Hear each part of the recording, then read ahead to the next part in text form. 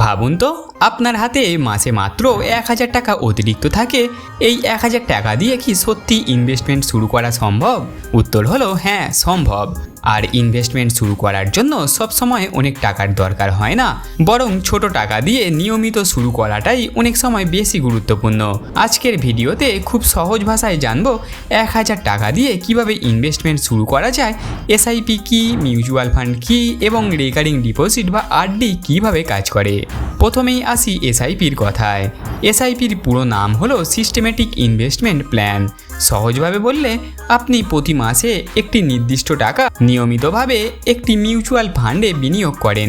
ধরুন আপনি প্রতি মাসে 1000 টাকা করে এসআইপি করলেন, তাহলে বছরে আপনার বিনিয়োগ হবে 12,000 টাকা। এভাবে দীর্ঘ সময় ধরে নিয়মিত টাকা বিনিয়োগ করলে আপনার টাকা বাজারের পারফরম্যান্স অনুযায়ী বাড়তে পারে। তবে একটা বিষয় অবশ্যই মনে রাখবেন, মিউচুয়াল ফান্ডের রিটার্ন নিশ্চিত নয়।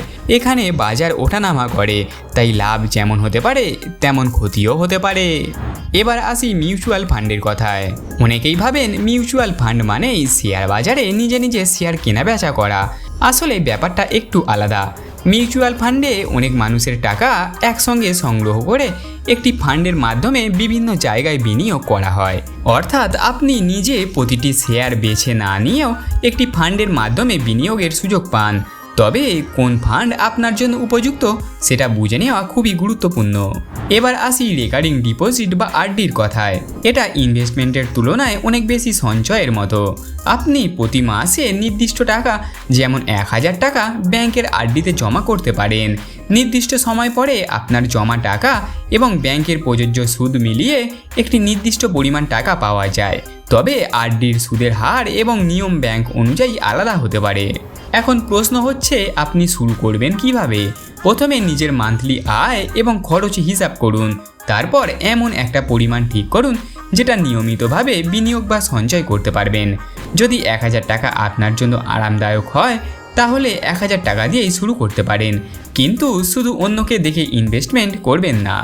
প্রথমে নিজের লক্ষ্য, সময় এবং ঝুঁকি নেওয়ার ক্ষমতা বুঝুন। আর একটা খুব গুরুত্বপূর্ণ কথা হলো, ইনভেস্টমেন্ট মানেই দ্রুত ধনী হয়ে যাওয়া নয়। 1000 টাকা আজকে বিনিয়োগ করে কাল লাখ টাকা হয়ে যাবে এমন কোনো জাদুর ফর্মুলা নেই। ইনভেস্টমেন্টের আসল শক্তি হলো সময় এবং নিয়মিততা। তাই আপনার হাতে যদি এখন মাত্র 1000 টাকা থাকে, তাহলে বড় টাকা হওয়ার অপেক্ষা না করে আগে ফাইন্যান্সিয়াল ডিসিপ্লিন তৈরি করুন। ছোট থেকে শুরু করুন, নিয়মিত থাকুন এবং কোনো ইনভেস্টমেন্ট করার আগে সেটি ভালোভাবে বুঝে নিন। আর মনে রাখবেন, এই ভিডিওটি শুধুমাত্র সাধারণ তথ্যের জন্য। ইনভেস্টমেন্ট করার আগে নিজের আর্থিক পরিস্থিতি এবং ঝুঁকি বুঝে সিদ্ধান্ত নিন।